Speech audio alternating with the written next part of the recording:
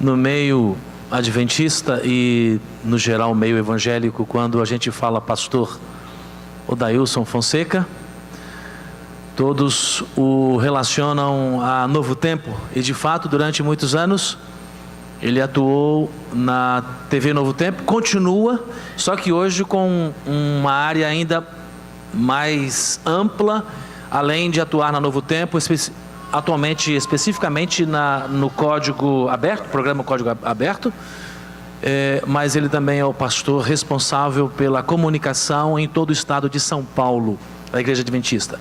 Pastor Odailson, muito obrigado por ter aceito o convite. Ele vai passar conosco o dia, porque além de ministrar a palavra, ele também estará às 17h30 no programa da tarde, no Código, melhor dizendo, Código não, Programa Fato, Código Aberto, enfim, Programa Fato, vai estar conosco. E pastor, que Deus te abençoe, mais uma vez, muito obrigado por ter aceito o convite. O Santo Espírito lhe unja neste momento. Meus queridos irmãos, boa tarde. Feliz sábado. Privilégio estar aqui no Brooklyn, uma igreja tradicional. A gente escuta tanto de algumas igrejas específicas do estado de São Paulo. Eu estou apenas 2 anos realmente focando o estado de São Paulo, e cada vez mais eu percebo o potencial extraordinário que esta cidade tem, não só para o mundo dos negócios, mas acima de tudo para alcançar pessoas, amém? 42 milhões de seres humanos vivem nesse estado, panelão de gente chamado São Paulo. E aqui você vê os contrastes, você vê as oportunidades, você vê os desafios, você vê quantas coisas acontecem, e eu percebo mais do que nunca uma igreja forte. 2.400 congregações somente nessa região, nesse estado de São Paulo, provam que a esperança tem um lugar especial aqui.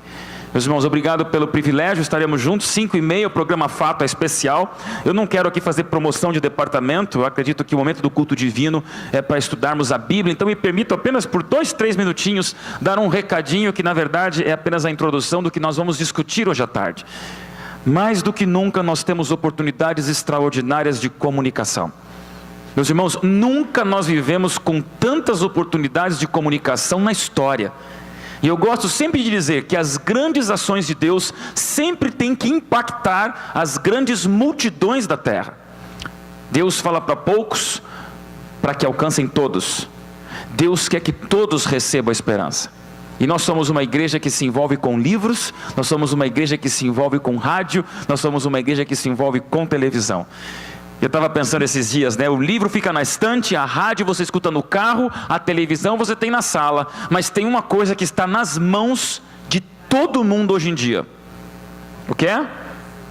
Smartphone. E aí eu já vejo aqui um grupo de jovens universitários que estão me escutando, estão me assistindo, e aqui a gente vai vendo mais do que nunca que nós vivemos uma geração numa revolução completa de comunicação. É o que nós vamos falar hoje à tarde.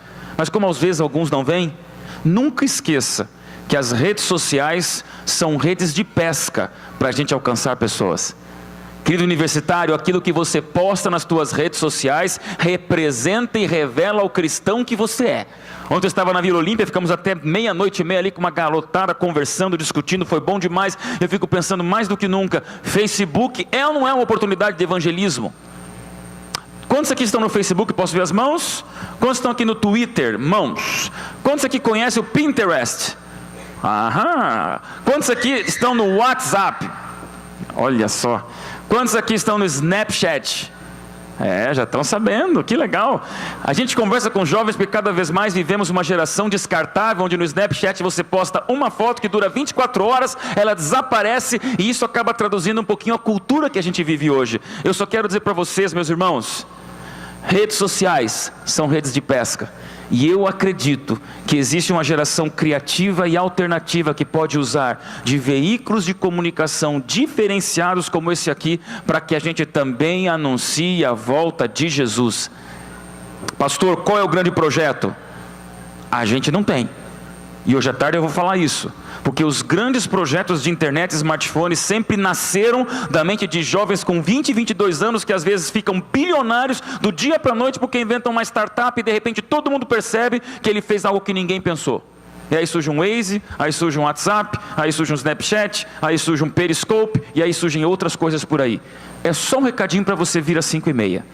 Eu acredito que numa igreja com potencial como essa aqui, a gente pode alcançar muito mais gente se usarmos da viralização do bem, através também daquilo que é possível fazer na internet.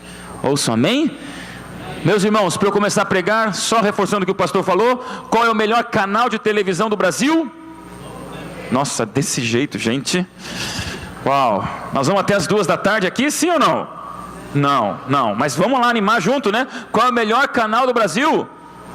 Aí sim, e desse canal do Brasil aí, Novo Tempo, tem um programa que é diferente, e é divertido, e é legal, e é bacana. Qual que é?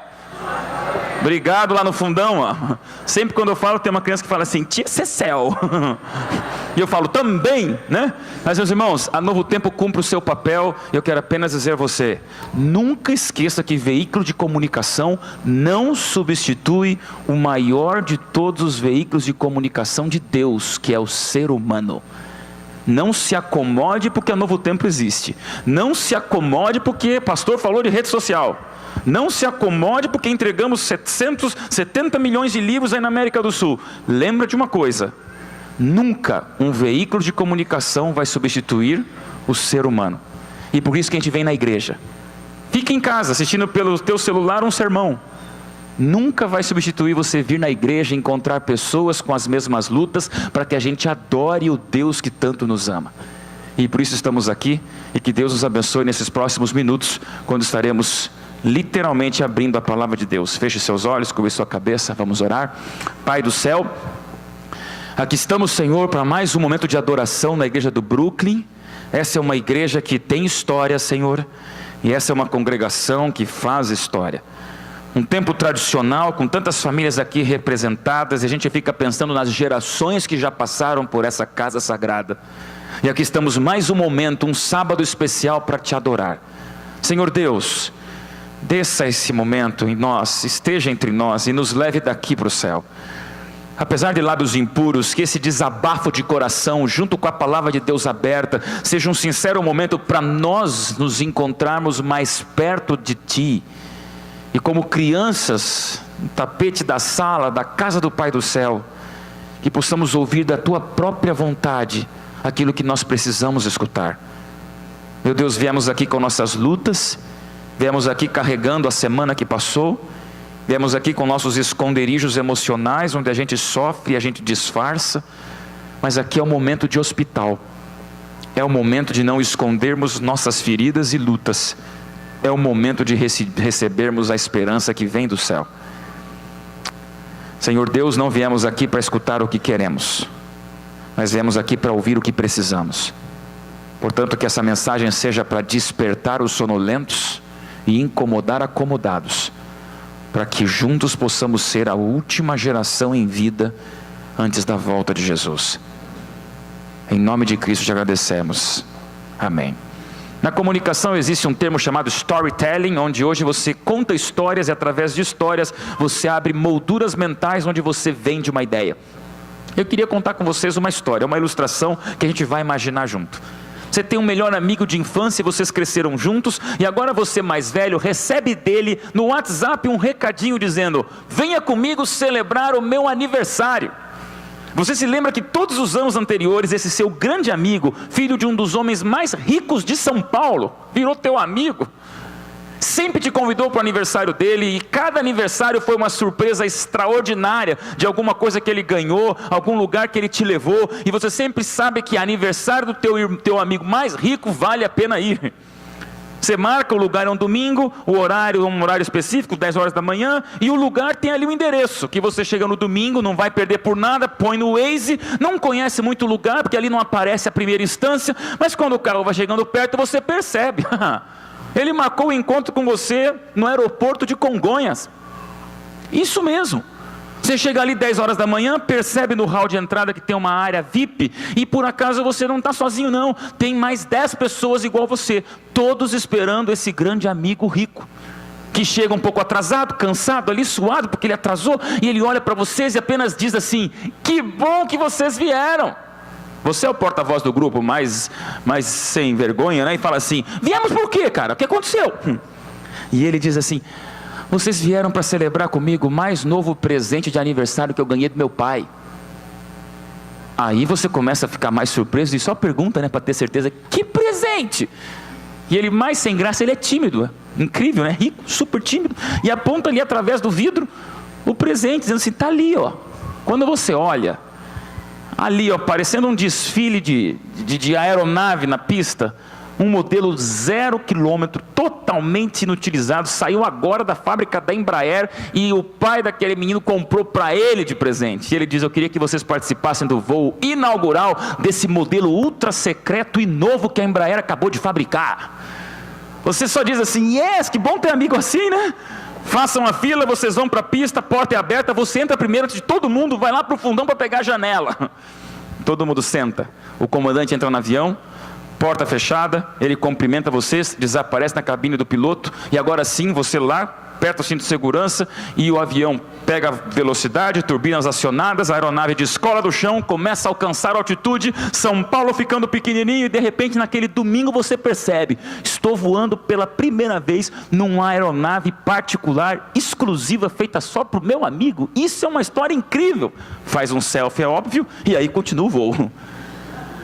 De repente, quando está lá em cima, o comandante diz: senhoras e senhores, sejam bem-vindos ao voo especial dessa aeronave recém-inaugurada e lançada pela Embraer. Vamos sair aqui de São Paulo, vamos pegar o litoral, chegaremos lá no Nordeste e voltamos para um almoço especial. Yes, que legal. Só que o voo continua lindo, né? E você está ali olhando, curtindo, meia hora de voo. De repente, quando já passam uns 20, 25 minutos de voo, você percebe que o avião começa a tremer um pouquinho. Agora imagina comigo, tá? Entra no clima. O avião começa a mexer bastante. De repente você vê que ele começa a dar uma pinotada boa. E agora começa a dar aquela sensação de mal-estar. Você aperta mais o cinto, olha pela janela, deve ser turbulência, mas não tem uma nuvem no céu. É um dia lindo como está hoje. E agora, para o teu desespero, a aeronave começa a perder um pouquinho a altitude. Você vê que ela está tentando fazer força, turbinas sendo acionadas com mais pressão, e ali você vai vendo mais do que nunca o avião descendo um pouco. E agora, enquanto ele treme, enquanto ele embica para um lado, para o outro, você vê que tem um problema sério. Luzes acendem no avião e você começa a perceber que tem coisa errada. E confirma quando você olha pela janela que você estava e vê que da asa direita sai fumaça. Fumaça preta. E agora você grita lá no fundo: gente, está pegando fogo na turbina. Nessa hora o piloto aparece no corredor e, para o desespero de todos, vocês gritam: volta para lá! E o piloto diz: senhoras e senhores, eu liguei no piloto automático porque eu percebi que nós estamos com um problema sério e esse avião está com uma dificuldade na turbina direita, e pelo que eu percebi veio com um defeito de fábrica, e a turbina esquerda também vai entrar em colapso daqui 5 minutos. E aí você grita lá no fundo: nós vamos cair! E o comandante diz assim: E em pânico você diz: vamos morrer! E agora o comandante não está nervoso, não está tenso, não está preocupado. Pelo contrário, parece que ele tem o controle absoluto da situação emergencial. E ele diz assim: fiquem tranquilos, porque ninguém vai morrer. E agora você pergunta: como não? Agora é só imaginação, tá? A Embraer fez um sistema de aeronave que nunca contou para ninguém, e ele fala assim: agora vocês vão experimentar um projeto emergencial que nunca foi conhecido por ninguém. E aí ele aperta um botão do teto da aeronave, aquele lugar que você coloca bagagem de bordo, né? E em vez de cair máscaras de oxigênio, caem mochilas no colo de cada um. E aí você pergunta: que mochila é essa? E o comandante agora dá um sorrisinho dizendo: senhoras e senhores, esse é um avião extraordinário. Ninguém vai morrer porque eu vou abrir a porta e vocês acabaram de ganhar no colo de vocês um paraquedas. Só que ele diz: sejam rápidos porque só temos 4 minutos e o avião vai cair. E você diz: mas eu nunca pulei de paraquedas, eu não sei nem puxar a cordinha. Aí o piloto diz: fica tranquilo que esse paraquedas é mais extraordinário ainda. É só pular porque ele abre automático. E você pensa: mas que história, mas que presente de grego, hein, meu amigo? Não quero mais nem fazer selfie. E agora façam a fila. Você que era o primeiro a entrar, agora é o último a sair. Você só grita: vão logo, gente, só temos mais 3 minutos e meio. E agora sim, a porta está aberta, entra um soco de vento pela aeronave, fazem a fila, o comandante olha para a primeira pessoa e diz: pula logo, todos têm que pular rápido, agora não dá para brincar. Ninguém vai morrer, mas pula logo. E a primeira pessoa, sem machismo nenhum, mas é uma mulher. Ela não pula, ela gruda. Pior que ela ainda pular, ela atrapalha a passagem. Ela fica assim, ó, grudada e petrificada. E aí o piloto diz, pula. E ela diz, não posso. Pula, jovem, por que você não pode? Está com medo de altura? Ela fala, não, eu gosto de altura. Então pula, está com medo do paraquedas? Não, eu acho legal, paraquedas é esporte radical, vou ter história para contar. E agora você em pânico lá no fundo grita, então por que você não pula logo, mulher? Ela olha para o comandante, sem mais nem menos, diz assim, sabe o que é? É que você me deu um paraquedas da cor verde, e a minha cor preferida é o violeta. Aí o comandante diz, eu não tenho uma cor violeta, e empurra a mulher. Pum. Ela pula. Aí o próximo é um jovem, você perdeu tempo com a mulher que não pulou, e o jovem também não pula, e agora o piloto diz assim, tem medo de altura? Não tenho. Ué, você não está com medo do paraquedas? Não, eu estou curtindo. Então por que é que você não pula? Aquele jovem vai pular, mas ele volta e diz assim, sabe o que é, seu comandante? É que eu queria não ser aí prejudicado aí com o sol que está muito forte. Você tem um óculos de sol para eu pular? O comandante diz, eu não tenho um óculos de sol, eu não tenho um paraquedas violeta, mas eu tenho um paraquedas, pulem de vez. O tempo está passando, falta só 2 minutos, tem 10 para pular ainda, e você está lá no fundo, eu te pergunto, o avião está caindo, sim ou não? É uma situação trágica e emergencial, sim ou não? Mas surge um plano incrível de salvamento, sim ou não? E aí eu te pergunto de maneira mais importante, estamos felizes? Ou começa a surgir no nosso coração alguns desejos diferentes, como por exemplo, um paraquedas incrível num avião que vai cair, só que não dá para ser da cor que eu gosto. Um paraquedas inimaginável para eu sobreviver, mas você tem um óculos de sol para eu ir junto? Eu acho que você entendeu o recado dessa ilustração. Venha comigo à Bíblia. Sabe por quê?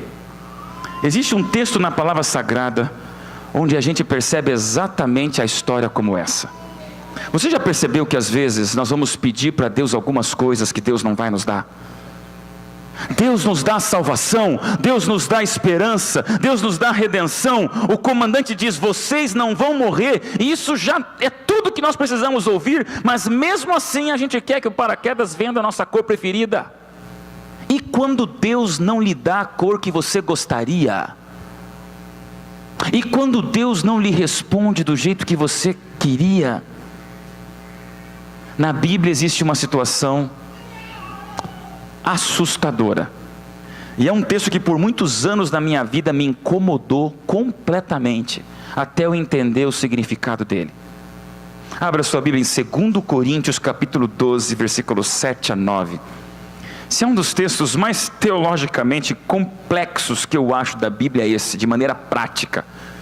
Não é um texto com datas proféticas, não é um texto com problemas doutrinários ou complexidades, mas é um texto profundamente difícil de ser compreendido.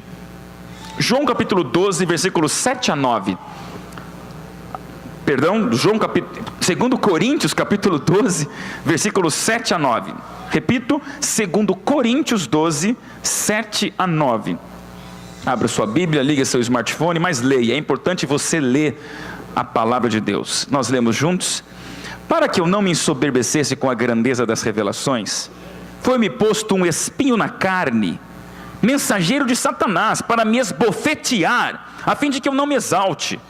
Por causa disto, 3 vezes pedi ao Senhor que o tirasse de mim.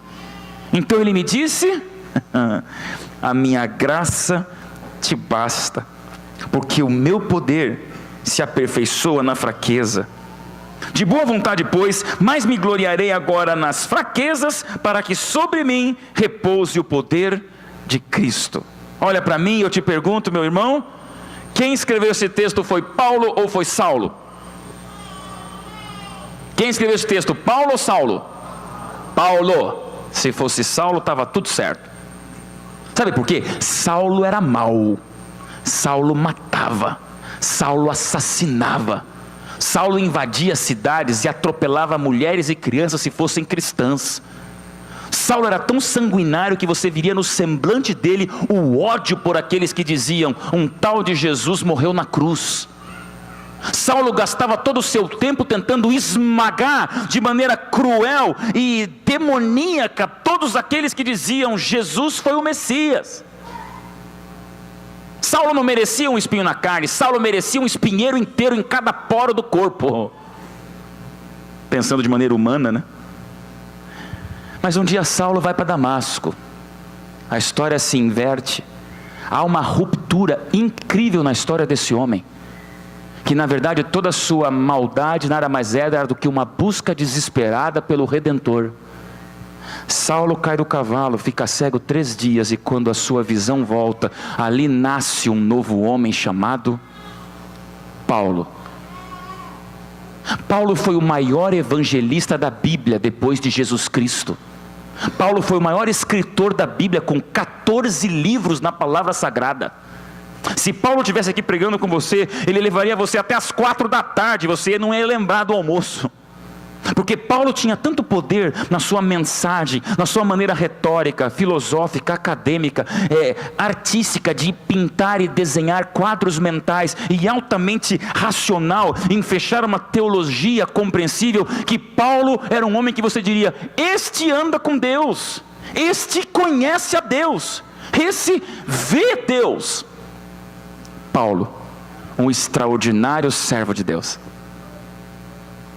E a Bíblia me diz que Paulo reconhece que num certo momento da sua vida, alguma coisa lhe machucou, alguma coisa invadiu a sua paz, de maneira que ele, como um bom escritor, desenha em nossa mente uma ilustração chamada espinho na carne. Ora, eu não sei o que é um espinho na carne, mas você sabe o que é um prego que atravessa a sola do sapato e encrava a tua pele dizendo: está doendo. Sabem o que é isso? Cada pesada, cada passo, uma mancada. E aí você diz: não aguento mais esse sapato, eu prefiro andar descalço do que machucar minha pele a cada pé que eu peço, cada passo que eu dou. Só que no caso de Paulo não era um sapato que ele jogava fora, era um espinho na carne que não fazia o coração dele parar de bater, mas fazia dele a mente cansar. Não tirava a vida, mas tirava a paz. Não arrancava a sua sobrevivência, mas puxava seu pé de apoio de felicidade. E agora o que Paulo diz: procurei a Deus e pedi que Ele tirasse esse espinho na carne de mim. Uma vez, Deus disse o quê? Não. Então Paulo, eu e você faríamos a mesma coisa. Ora mais, lê mais a Bíblia, vai mais na igreja, vigília, oração, semana de oração, evangelismo, entrega livro missionário, e agora volta e faz mais uma oração: Senhor, agora eu estou mais perto de Ti, tira de mim o espinho. Pela segunda vez Deus diz o que para Paulo? Não. Então agora Paulo faz um plano espiritual, muito mais do que 40 madrugadas. Ele ora, ele jejua, ele vai ao extremo da condição física e humana para pedir algo para Deus. Ele prega como nunca, ele ora como nunca, vigílias como nunca. Ele entra numa situação de transe espiritual, onde ele diz numa noite, desesperado na sua cama: Senhor, não existem mais forças espirituais dentro de mim. O que eu te imploro pela 3ª vez: tira de mim esse espinho na carne. Eu posso ver o grito de desespero de Paulo, implorando para Deus um paraquedas da cor preferida. E agora a Bíblia me diz que Deus responde para Paulo de maneira sobrenatural e fala. Fala que frase? Paulo, meu filho, eu te amo tanto, Paulo. Você é meu filho do coração. Que, Paulo querido, a minha graça te basta. O meu poder se aperfeiçoa na tua fraqueza, Paulo. Resumindo tudo isso numa palavra de 3 letras: não.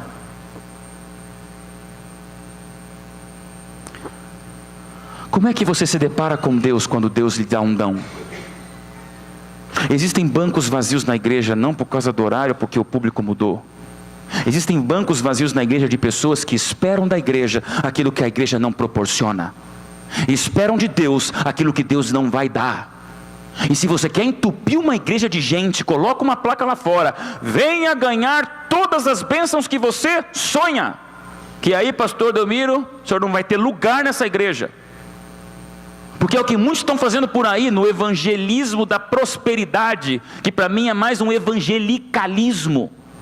Por quê?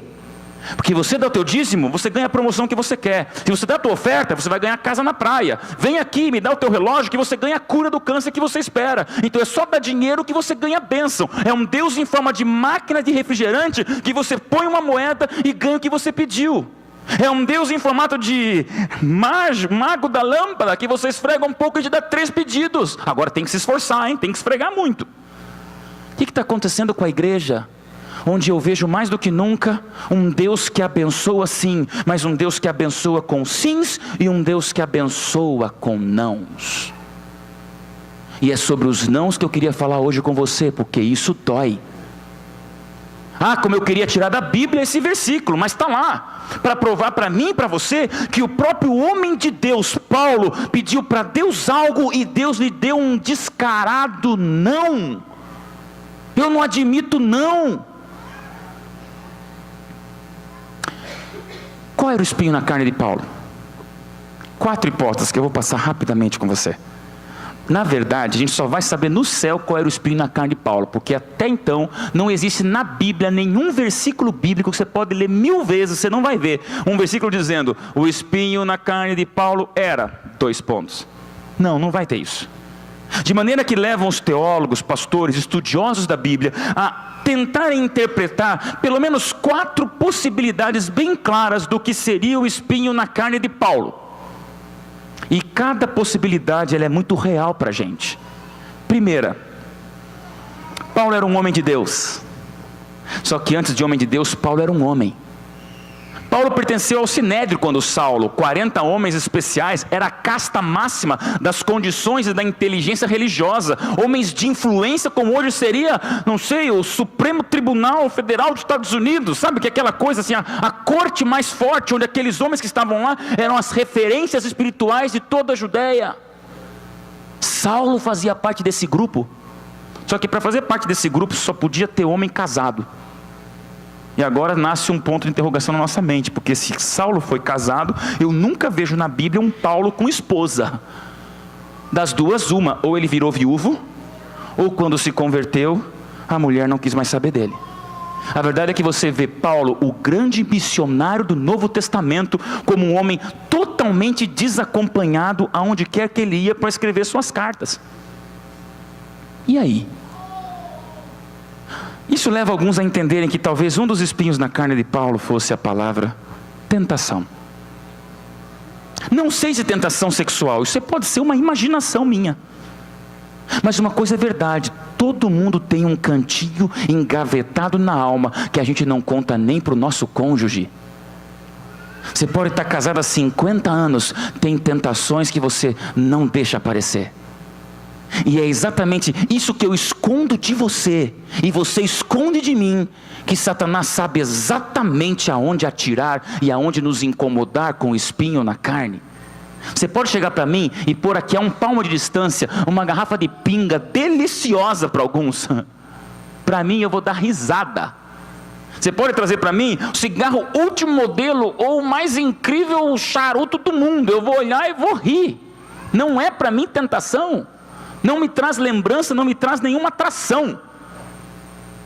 Agora, não queira você imaginar o que Satanás sabe de mim, onde está o meu ponto fraco. Assim como eu não posso imaginar você, o teu ponto fraco, mas você sabe que tem. E será que em algum momento nós não olhamos para o céu e dizemos, Senhor, por que a tentação existe? Meu Deus, a tentação para o cigarro, a tentação para as drogas, a tentação para a pornografia, tentação para a desonestidade, tentação para a pedofilia, tentação para o homossexualismo, tentação para você passar pessoas para trás, tentação porque eu falo demais, tentação da inveja, tem tentação para todo mundo, meu amigo. E Satanás faz uma diferente para cada um. Ele sabe o teu ponto fraco e sabe o meu. E eu acho que você como eu temos momentos de desespero, onde eu olho para o céu e falo, meu Deus, tira de mim a tentação, eu vou ser muito melhor. E Paulo pede, se eu não for tentado, eu vou ser muito mais santo. Sendo mais santo, eu vou ser muito melhor pregador, pastor, missionário, cristão, evangelista. Resposta de Deus para Paulo, para mim e para você, quando o assunto é tentação: minha graça te basta, a tentação continua. Segunda hipótese, talvez não fosse tentação, talvez fosse a próxima hipótese, que se chama temperamento.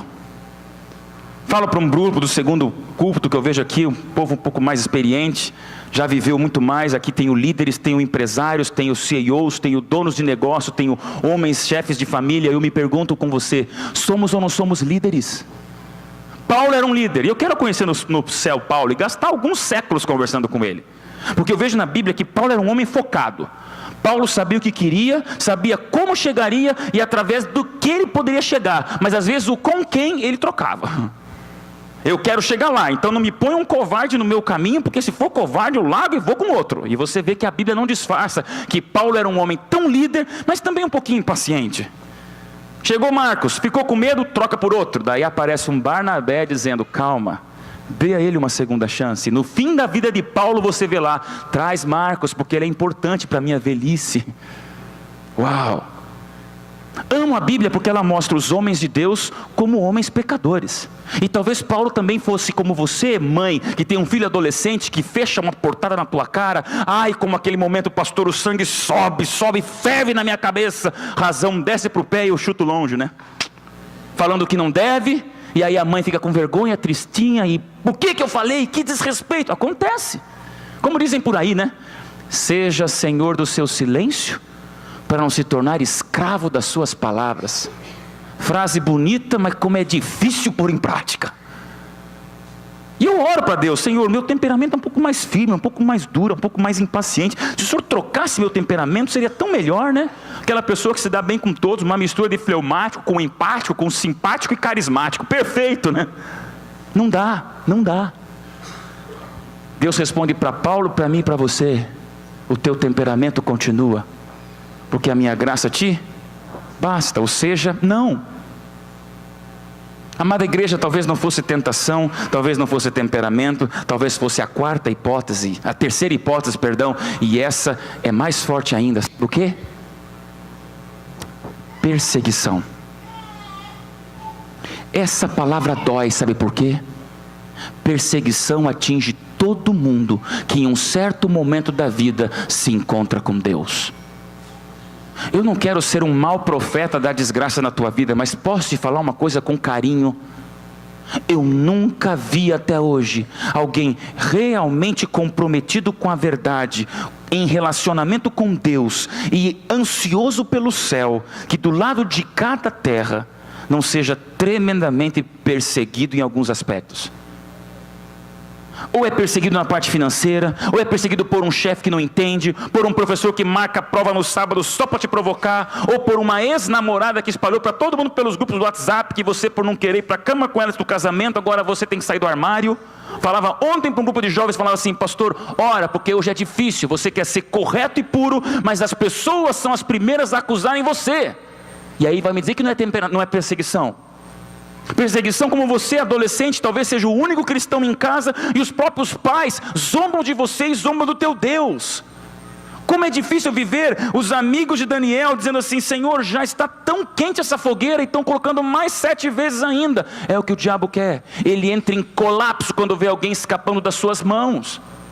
Eu era pastor em Curitiba quando começava o meu ministério, fizemos uma conferência ali, eu batizei o Rodriguinho com 11 anos. Me lembro que depois de 3 semanas, era o único adventista em casa, falamos com os pais, autorizaram, batizamos o menino. Um juvenil, um dia eu chego para pregar na igreja e no último banco encontro o Rodriguinho, um adolescente ali chorando. Aí sentei com ele, dei um abraço, o que foi, Rodriguinho? Seus olhos em lágrimas, olhou para mim dizendo, pastor, ora por mim. Eu falei, por que, Rodriguinho? Ele me contou a tragédia da vida dele. Pastor, eu me batizei faz 3 semanas. Meus amiguinhos ali do colégio público, era na periferia de Curitiba, região do Sítio Cercado, falou assim, pastor, meus colegas do colégio público descobriram que eu me batizei, e agora quando eu vou para a escola, eles atravessam para o outro lado da calçada, e vão do outro lado da calçada gritando para mim, parecendo um leproso, vai lá crentão, vai lá crentão, vai lá crentão. Dele dizendo, pastor, mesmo que eu seja o dono da bola, eles já não querem mais jogar bola comigo. Amada igreja, uma coisa sou eu, com 16 anos de ministério pastoral, 40 anos de vida, pregando e incomodando o inferno, ser perseguido. Outra coisa é você olhar um juvenil de 11 anos, que já descobre na pele que está perto de Deus, é estar rodeado de perseguições dos demônios. Eu tenho que te falar isso. Se você não tem problema nenhum na vida, perseguição de nenhum ponto, nenhuma dificuldade, todo mundo só te dá apoio, você não tem nenhum problema, toma cuidado com a tua vida espiritual, porque Satanás sempre prejudica e tenta prejudicar aqueles que se escapam de suas mãos. Agora vem comigo e olhe Paulo. Já viu o homem que mais sofreu do que Paulo? Paulo acabava uma semana de oração, em vez de um presente que ele ganhava, sabe o que era? A polícia dizendo assim, ó, vem para cá passar 3 dias na prisão. O histórico de Paulo é assustador, porque Paulo foi apedrejado, fustigado com varas, foi chicoteado, picado por cobra, náufrago, esbofeteado, o tempo todo solitário. Eu acho que Paulo cansava de passar noites na prisão para dizer, Senhor, é isso que vale a pena pregar? Olhar as costas de Paulo seria ver o desenho de cicatrizes tão profundas de um homem que só vivia sofrendo. Quanto mais seguidores para Deus, mais perseguidores para si. Quanto mais salvos para o céu, mais paulado da polícia. Esse era Paulo, que eu acho que olha para Deus como você e diz, Senhor, tira de mim a perseguição, está cansando, está doendo o corpo, eu não aguento mais. E aí a resposta de Deus para Paulo qual é? Minha graça te basta. Amados, talvez não fosse tentação, temperamento, nem perseguição. Quarta e última hipótese para a gente encerrar a mensagem. Talvez fosse realmente um espinho na carne, como o próprio Paulo diz. Alguns acreditam que o problema de Paulo era um problema realmente físico, na pele, no osso, no corpo. Ele era um escritor, e você vê que quando ele termina suas epístolas, suas cartas, interessante, ele sempre diz assim, veja com que grandes letras eu assino meu nome, garranchos. Ou, olhe que tem fulano de tal escrevendo para mim, agradeço o meu escrivão. Paulo era culto, inteligente, acadêmico, teólogo, era um escritor. Para um escritor ter um escrivão, ou quando escreve fazer garrancho, das duas uma, ou ele tinha um problema na mão, ou ele tinha um problema na visão. É apenas uma suposição, mas muitos acreditam que o problema do espinho na carne de Paulo era que quando ele caiu do cavalo, ficou cego por 3 dias em Damasco, quando a sua visão voltou, não voltou do jeito que era. Não sei se miopia, hipermetropia, catarata, o que quer que fosse. Mas a verdade é que para um pregador como eu, que gosta de ver no último banco da igreja, se a pessoa está ali prestando atenção ou está distraída, imagine-se Paulo, um pregador como era, o que é você pregar para uma multidão sem poder enxergar as reações visuais da face da tua audiência. Talvez Paulo chegou para Deus e falou assim, meu Deus, eu quero enxergar melhor, eu vou pregar melhor. Troca o meu corpo que vai ser melhor. Você já olhou para você e não curtiu alguma coisa no teu corpo? Já viu? Alguns jovens me procuram e falam, pastor, quando Deus me criou, quebrou a forma, porque essa forma é muito horrorosa. Dói. É jovens que não gostam, jovens que se olham no espelho, é você que às vezes não curte o peso, os olhos, o nariz, o cabelo, alguma coisa deu errado na tua embalagem, né? E o pior, e quando não é o problema da embalagem que os outros veem, mas é você visitar num hospital uma garota de 12 anos com leucemia, ou um ente querido com 50 anos vítima de câncer, ou uma moça com 35 anos, que você vê que a vida está desaparecendo por uma doença incurável que ela nunca fez por merecer. Hoje eu queria falar para você desses problemas que geralmente a gente não fala, porque a gente vende aquela ideia triunfal de conto de fadas, onde todo câncer é curado, todo acidente não mata e toda doença passa.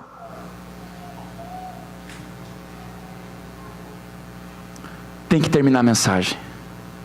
Eu não sei qual é o teu espinho na carne, mas eu sei o meu. Talvez seja tentação, temperamento, perseguição, talvez seja um problema no corpo, uma doença, um físico que você não gosta, mas tem que ter uma solução para a gente entender por que é que Deus disse não para Paulo. E eu aprendi a entender por que esse texto está na Bíblia, quando eu fui professor no meu ministério.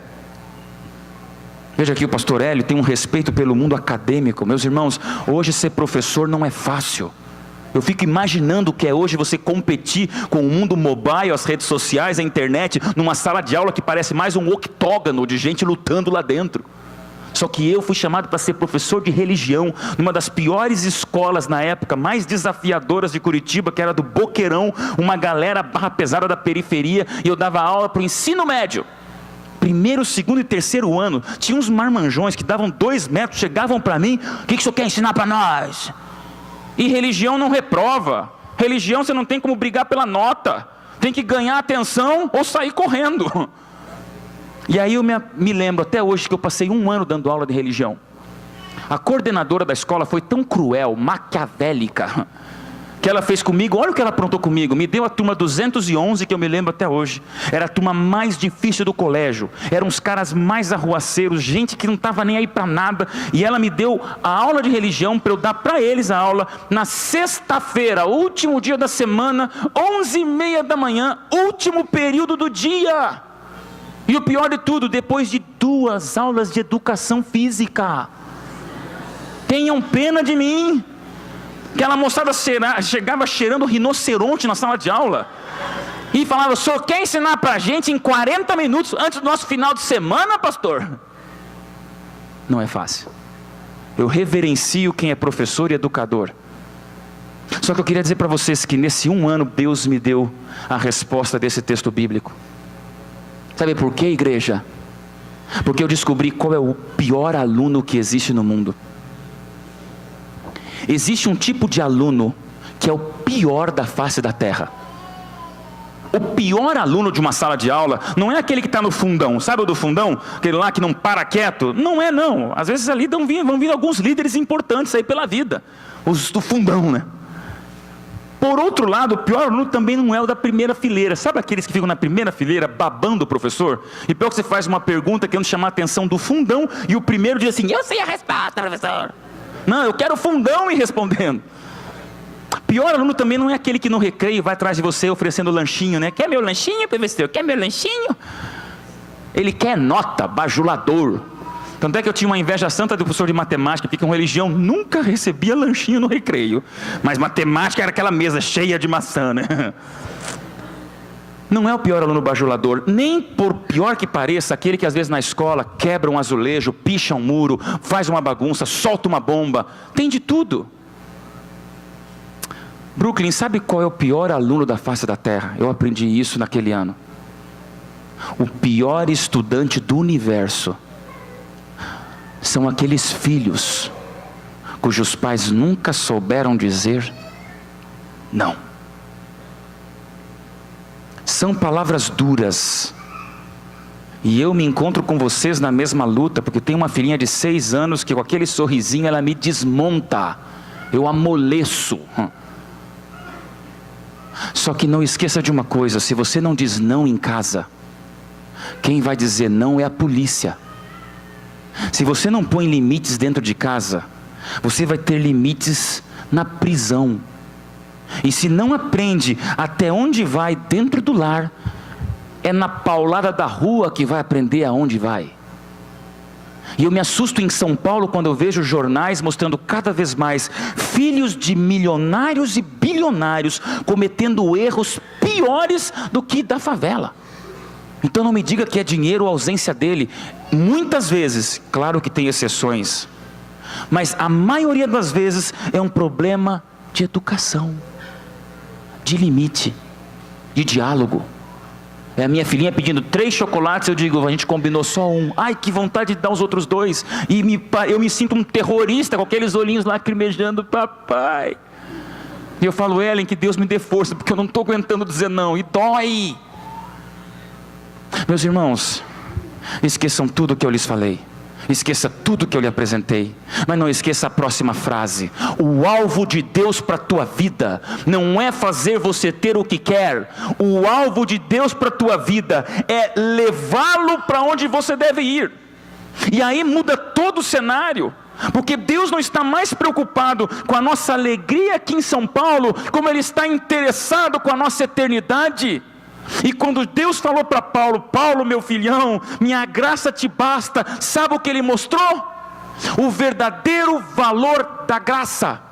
A graça está acima do dinheiro, a graça está acima da cura física, a graça está acima da satisfação temporária, a graça está acima de um temperamento controlado, a graça está acima de um corpo perfeito, a graça está acima de todas as decisões corretas que você quer tomar, a graça está acima de todos os negócios bem feitos da sua vida administrativa.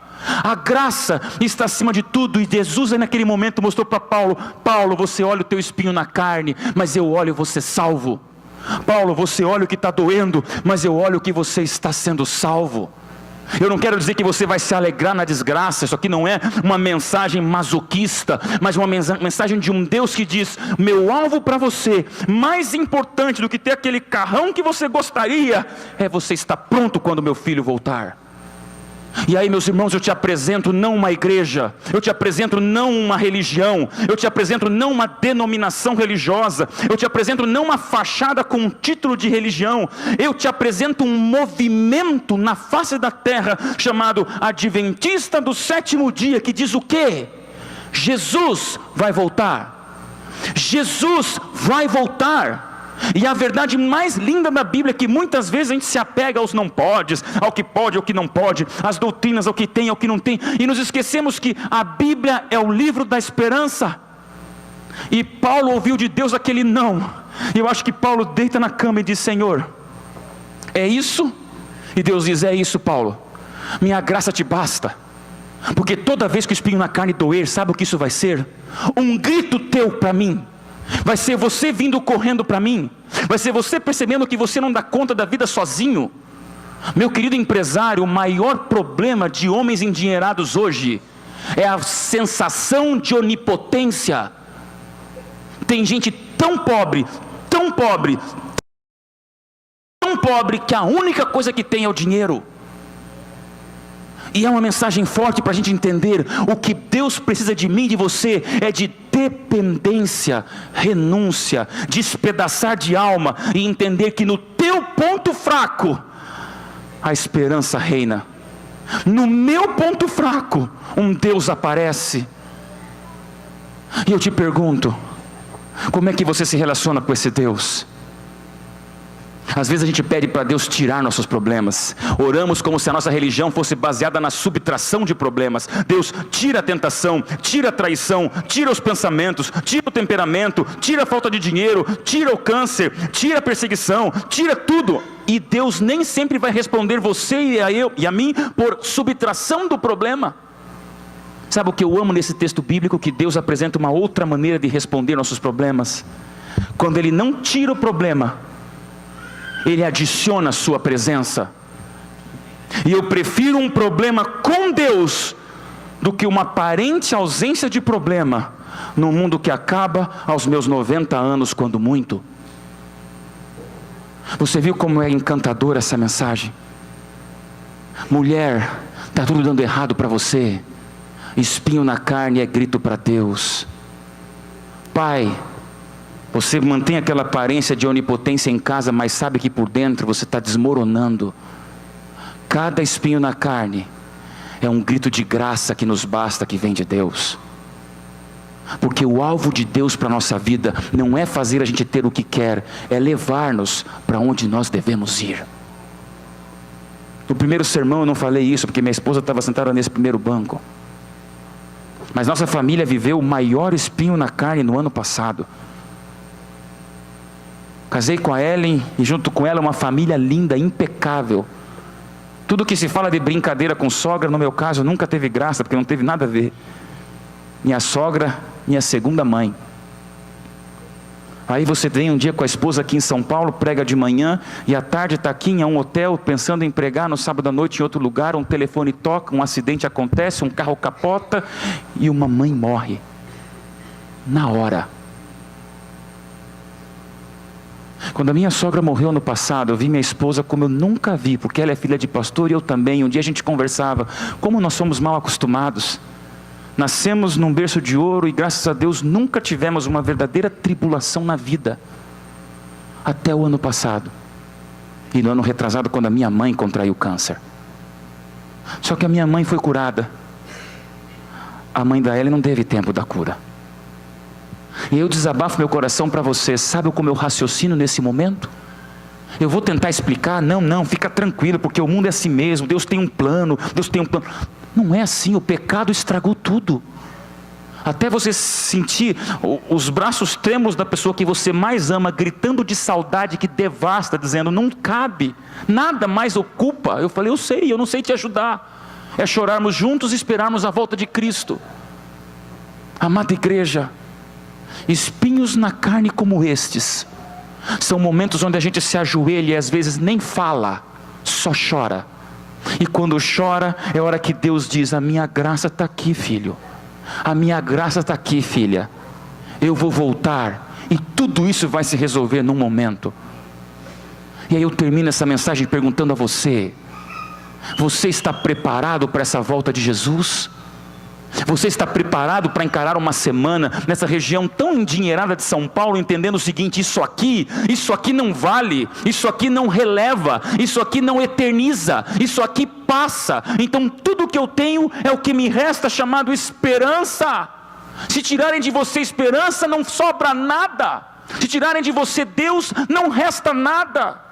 Agora, se você tem um Deus cuja graça te basta, o poder dele invade a tua fraqueza, e nessa fraqueza você vê a onipotência de Deus confortando, dando força e te deixando impaciente para a volta de Jesus. Amém? Que Deus te abençoe. Eu quero fazer um pedido. Eu sei que é tarde, mas é o desabafo de um filho olhando para você e dizendo: eu também sinto saudade desse céu. Nós vamos ouvir uma música especial. E essa música nada mais é do que a tradução sincera de tudo que eu falei para você. Mas será que eu tenho aqui nessa tarde alguém que veio exatamente nesse culto e nunca imaginou que estaria ouvindo exatamente uma mensagem falando sobre nãos, sobre obstáculos, sobre impedimentos, sobre muralhas, sobre momentos que a luz se apaga e você fica flutuando na escuridão? O que eu posso oferecer para você? É o que eu ofereço à minha esposa: oração, para que Deus faça com que a graça dele, que bastou para Paulo, que nunca mais questionou o espinho na carne, e aqui encerra o discurso de Paulo sobre o espinho, até a decapitação, quando a espada foi levantada e um raio de luz mostrou que ali encerrava a vida de Paulo. Ele conviveu com o espinho na carne, dizendo: é só até a volta de Jesus. Eu tenho alguém que gostaria de uma oração especial sobre alguma situação muito particular que está passando agora na vida. Queria pedir que você gentilmente se levantasse e viesse aqui, porque eu vou orar por você.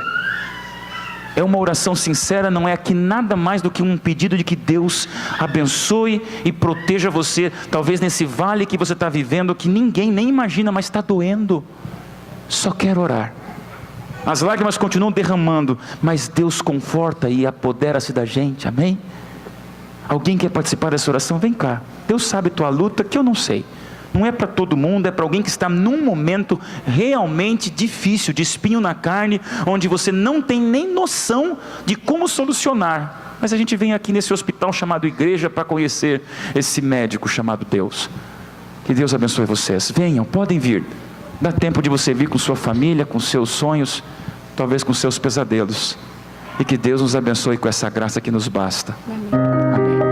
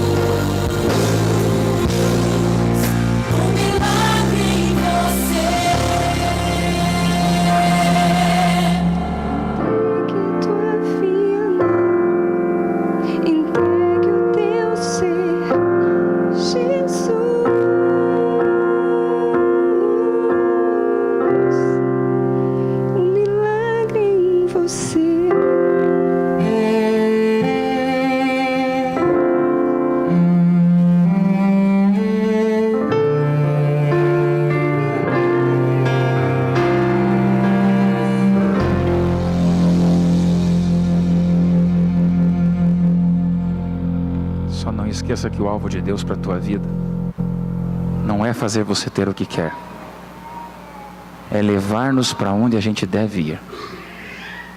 Com lágrimas e dores, esse lugar é o céu, onde tudo será explicado, tudo será resolvido, e para sempre a gente vai viver o sonho de Deus. Que Deus te abençoe. Espinhos na carne são gritos para a fortaleza de Deus se revelar na tua vida, não tenha dúvida disso. Se a gente não se encontrar aqui, a gente se vê no céu. Vamos orar? Pai querido, é tarde, Senhor, mas tudo que eu te peço nesse momento é que a graça que bastou para Paulo seja a mesma graça que nos baste.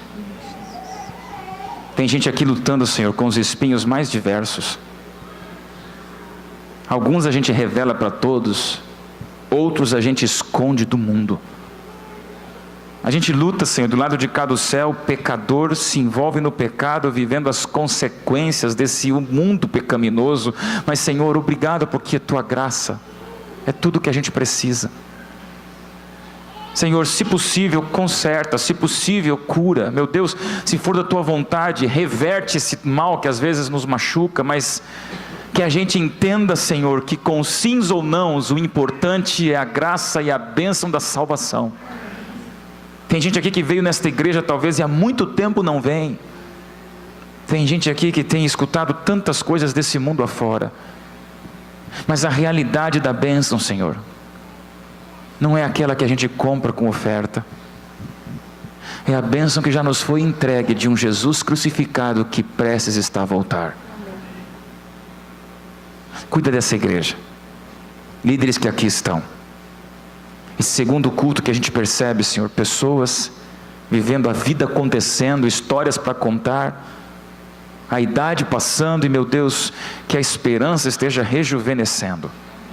Que ninguém saia daqui, Senhor, sem um norte eterno para dizer, piso nessa terra, mas nossos olhos já anteveem a eternidade.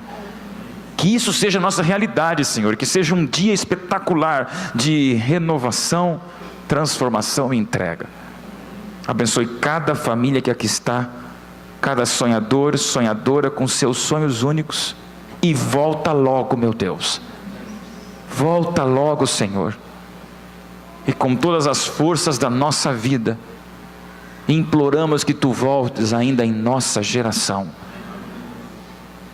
Obrigado por esse momento, perdoa tudo, e nos dá essa eternidade, aqui e agora, para sempre, Senhor, em nome de Jesus, amém.